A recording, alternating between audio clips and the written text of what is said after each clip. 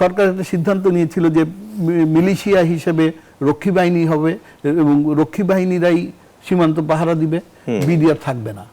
তো এই গুজবের কারণেই তখন একটা বিদ্রোহ, এবং এই বিদ্রোহটা শেখ মুজিবুর রহমান নিজে দমন করেন, নিজে উনি এসে সবার সঙ্গে কথা বলে এতে আসলে মিটিয়ে দেন। কিন্তু ওইখানেও গোলাগুলির ঘটনা হয়েছিল, কিন্তু বড় লেভেলে কিছু হয়নি।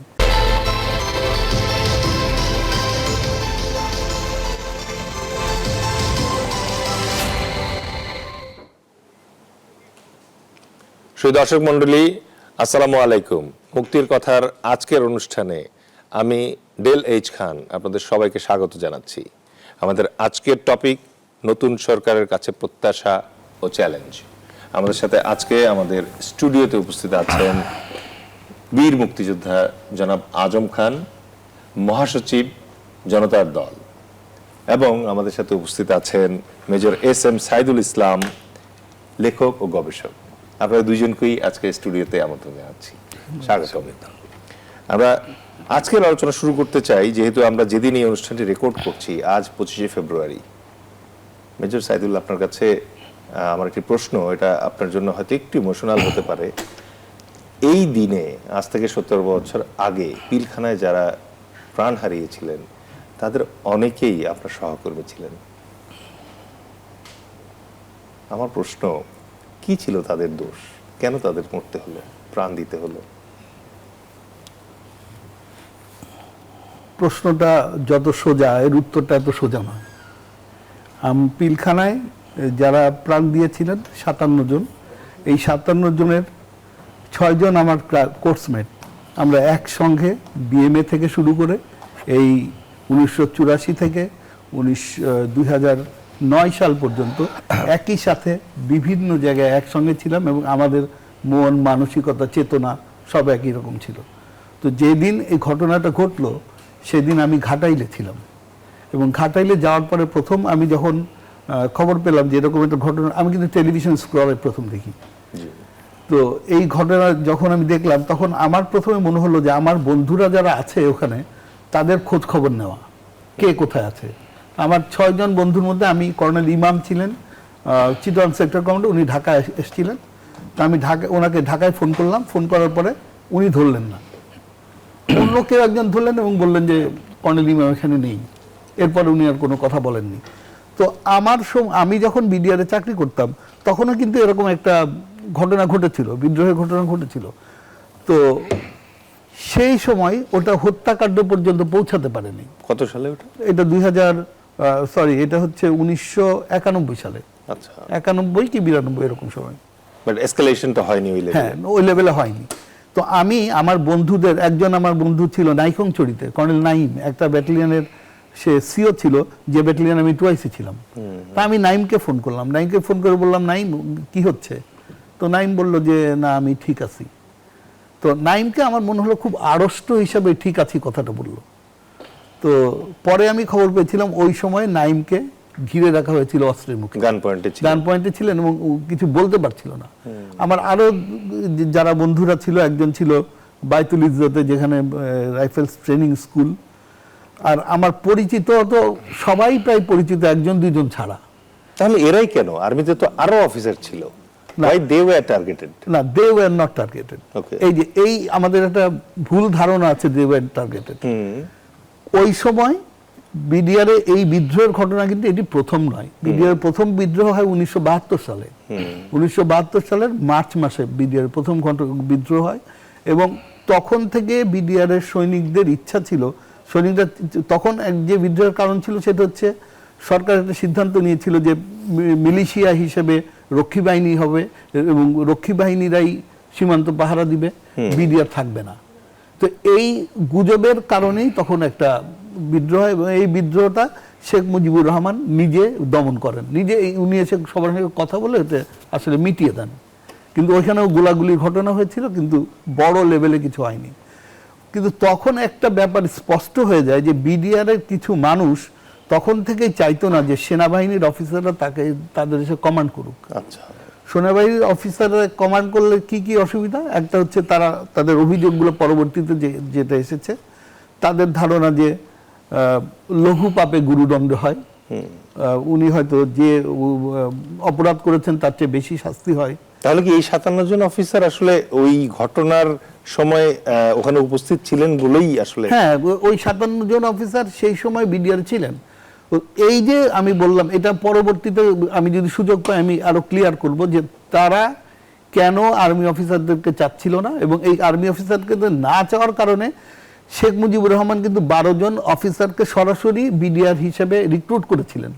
এবং এই 12 জন অফিসারকে পরে দেখা গেল যে উনারা সেরকম সার্থক হচ্ছেন না, কমান্ড করতে পারছেন না। পরবর্তীতে তাদেরকে বিসিএস ক্যাডার, 2 জনকে আর্মিতে, 1 জনকে পুলিশে এইভাবে আত্মীকরণ করা, বিভিন্ন জায়গায় দিয়ে দেওয়া হয়। এবং এইটার আর্মি অফিসারদের থাকার তো একটা কারণ হচ্ছে বিডিআর একটা প্যারামিলিটারি ফোর্স, যারা যুদ্ধের সময় সেনাবাহিনীর সাথে মিলে যুদ্ধটা করবে। সেনাবাহিনীর লোকজন যদি ক্ষমতা কমান্ডে থাকে তাহলে এই যে তাদের মধ্যে যে হ্যাঁ যে মানে আলাপ আলোচনা কিংবা একটা ওটা কি বলে, রেডিনেসের ব্যাপার আছে, এই সমস্ত কারণে। আচ্ছা, আমরা আবারও মেজর সাইদুল আপনার কাছে ফিরবো। এখন জনাব আজম খান, এই যে বিডিআর এর যে পিলখানা ম্যাসাকারটা হলো, তার পরিপ্রেক্ষিতে আমরা অনেকগুলো তদন্ত দেখতে পেয়েছি, যেটা আওয়ামী লীগের আমলে তদন্ত হয়েছে, পরবর্তীতে ইন্টারিমের সময় একটি তদন্ত হলো, এখন আবার শুনতে পাচ্ছি আমরা বলা হচ্ছে যে নতুন করে আরো অধিকতর শক্তিশালী তদন্ত করা হবে, কিন্তু আজকে আবার স্বরাষ্ট্রমন্ত্রী বললেন আর কোনো তদন্তের দরকার নেই। এই তদন্ত খেলায় কি আসলে আপনি কোনো রাজনীতি খুঁজে পাচ্ছেন?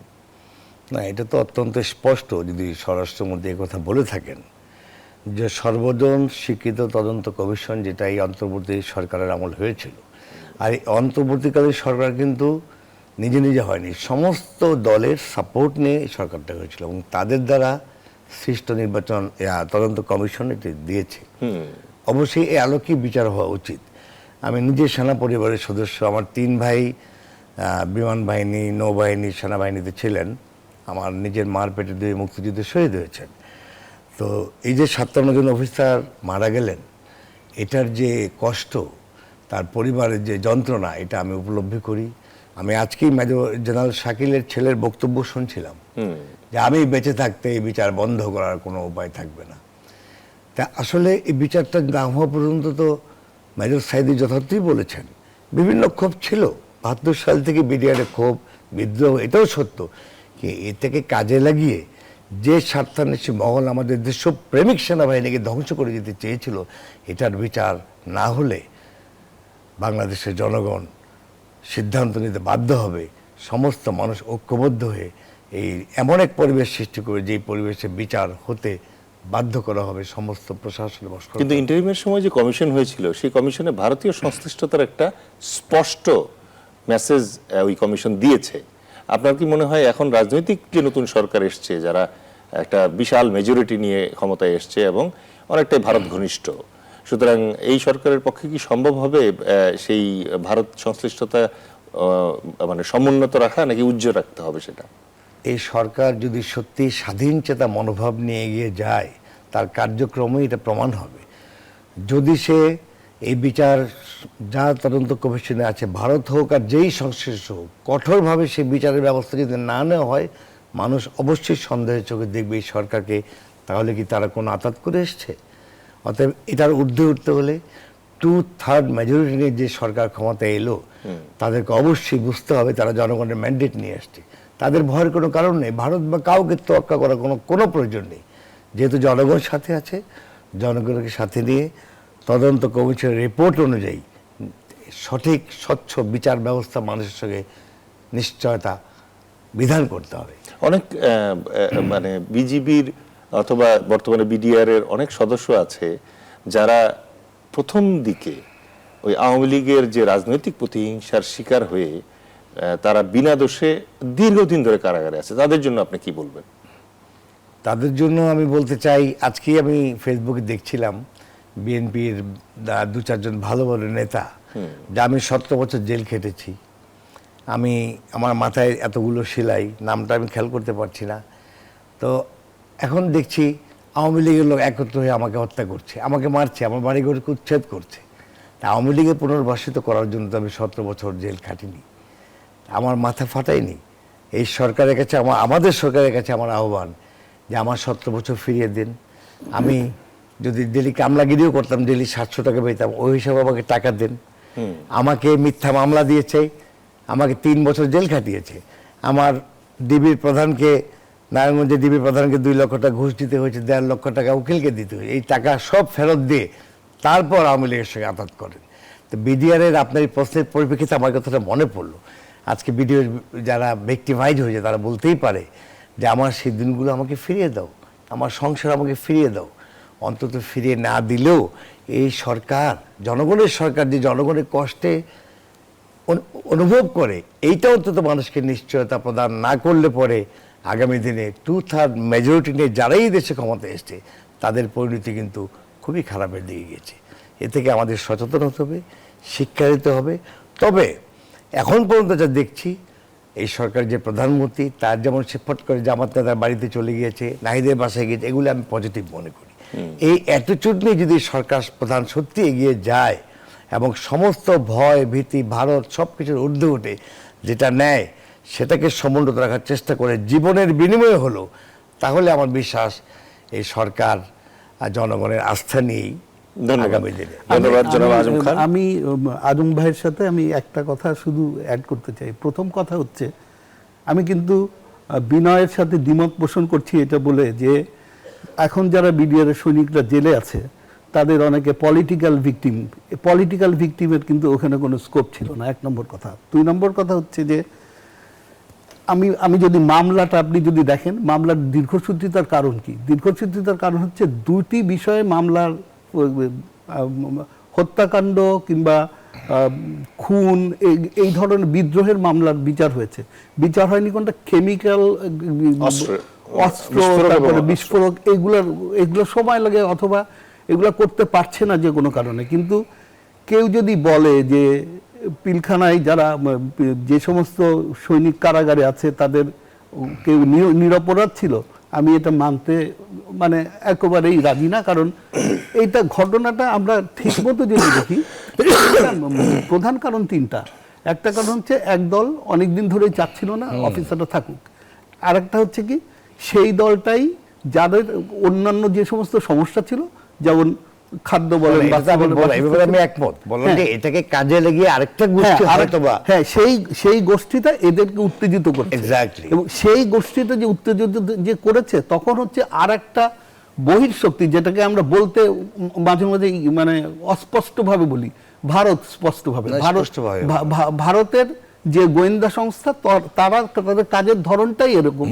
তারা এই সমস্ত তাদের যে দুঃখ বেদনা কষ্ট এগুলো ক্ষোভকে উস্কে দিয়েছে, উস্কে দিয়ে এই পর্যন্ত। সাইদুল, আমরা একটা বিরতি শেষে এখান থেকে আবার শুরু করব। শুধু দর্শক মণ্ডলী, আলোচনা জমে উঠেছে, দেখা হবে বিরতির পর। ধন্যবাদ। শুধু দর্শক মণ্ডলী, স্বাগত জানাচ্ছি। আমরা ছিলাম মেজর সাইদুলের কাছে। মেজর সাইদুল, যেখানে আপনি ছিলেন, যে এই যে ভারত সংশ্লিষ্টতা, এটাকে প্রতিষ্ঠিত করা কি বাংলাদেশের এই গণতান্ত্রিক অথবা নির্বাচিত সরকার অথবা পলিটিক্যাল গভর্নমেন্টের পক্ষে সম্ভব হবে যতটা ইন্টারিম করেছিল? এইখানে একটা ব্যাপার আছে, সেটা হচ্ছে ইন্টারিম যেভাবে আগাতে পেরেছিল, আমার সন্দেহ হয় যে কোনো পলিটিক্যাল সরকার সেটি পারবে কিনা। এটা বিষয়টা কিন্তু পলিটিক্যাল সরকারের না, বিষয়টা হচ্ছে আমাদের অবস্থানের জন্য। ভৌগোলিকভাবে ভারত আমাদের প্রতিবেশী, ভারত আমাদের বৃহত্তম প্রতিবেশী, বড় প্রতিবেশী, এবং প্রতিবেশীর সাথে আমাদের ব্যবসা বাণিজ্য থেকে শুরু করে অনেক কিছুই আছে। তো আমরা এমন কিছু করতে পারি না যার কারণে এই দুইটা দেশের মধ্যে সম্পর্ক স্বাভাবিক হওয়া উচিত। 2 দেশই যেন একজন আরেকজনের চোখে চোখ রেখে কথা বলতে পারে। কিন্তু আবার পিলখানা ইনসিডেন্টসে ভারতের যে সংশ্লিষ্টতা, এটা তো বেশ বিপজ্জনক। এটা বেশ বিপজ্জনক। এটা ভারতকে কনভিন্স করতে হবে, সরকারকেই, যে ভারত তো সব জায়গায়, বিভিন্ন জায়গায় ভারত তাদের এই ধরনের কার্যকলাপ চালাতে পারে। যেমন কানাডায় হত্যা করা হয়েছে, তারপরে ইউএসএ তে হত্যা করা হয়েছে। প্রত্যেকটা সরকারই কিন্তু ভারতের সাথে ওই চোখে চোখ রেখেই কথা বলেছে। তা আমরা, নতুন সরকার এসেছে, আমি তাদের এখন পর্যন্ত কার্যকলাপে আমি অসন্তুষ্ট নই, সন্তুষ্ট। এবং আমার মনে হয় যে তাদের ওই চোখে চোখ রেখে কথা বলা উচিত। যে জিনিসটা ওরা বের করে, কারণ একটা জিনিস আমি ছোট্ট একটা এক্সাম্পল দিই, বিডিআর ঘটনা ঘটার জাস্ট সেই দিন রাত্রেই এই general ALM Fazlur Rahman channel 1-এ দেওয়া একটা সাক্ষাৎকারে বলেছিলেন যে this is a command failure. Command failure সেনাবাহিনীর অফিসারদের দুর্নীতির কারণে এটা হচ্ছে।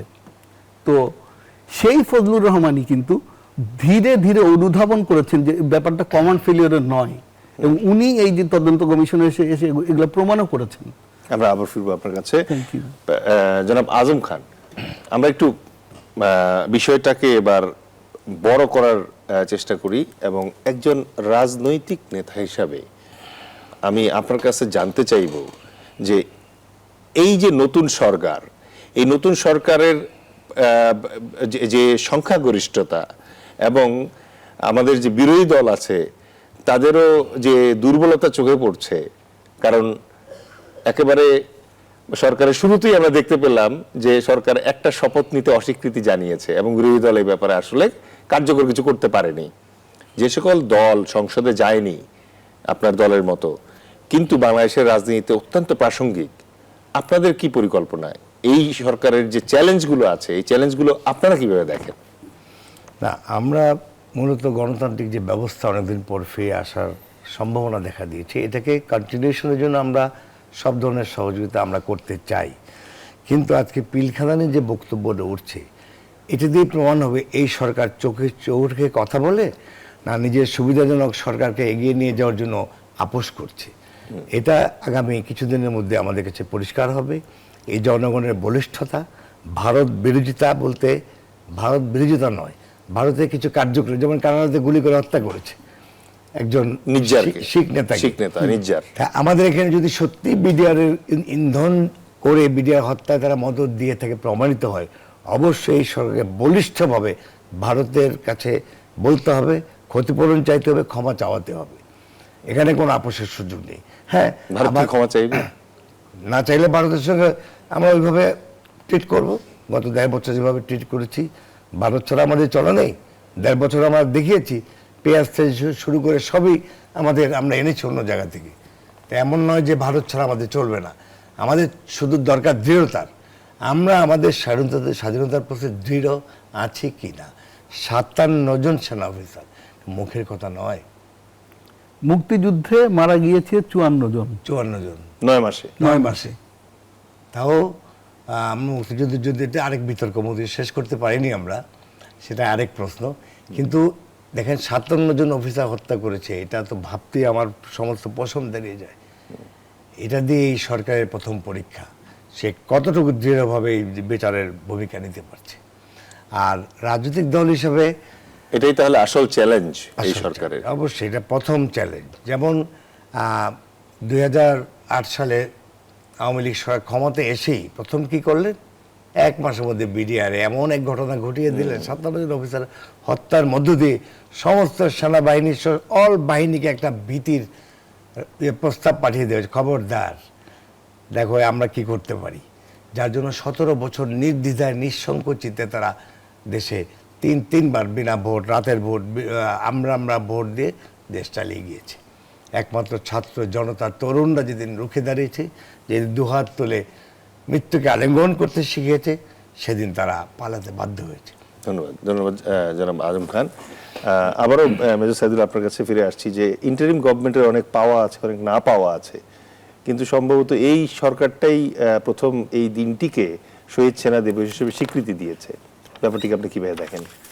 আমি জাস্ট আমার একটা অভিজ্ঞতার কথা বলি। পিলখানা হত্যাকাণ্ডের 5 বছর পরে আমি প্রেস ক্লাবে একটা শোক সভা বা এই ধরনের একটা স্মরণ সভায় গিয়েছিলাম। এই স্মরণ সভায় পিলখানায় যারা ক্ষতিগ্রস্ত হয়েছে তাদের পরিবারের লোকজন কথা বলছিলেন। আমি আবেগপ্রবণ হয়ে যেতে পারি, প্লিজ। হ্যাঁ, ওখানে অনেকে অনেক কিছু বলেছে।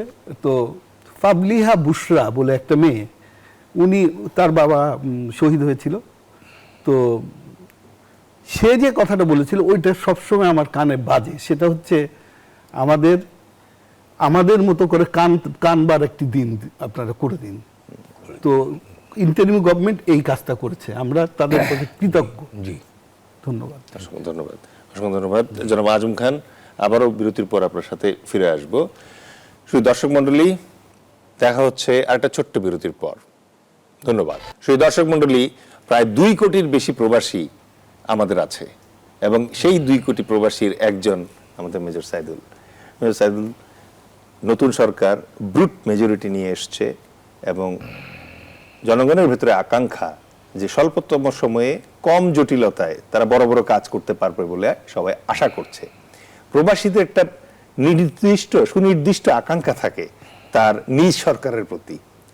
ওই আকাঙ্ক্ষাগুলো, প্রত্যাশাগুলো কেমন?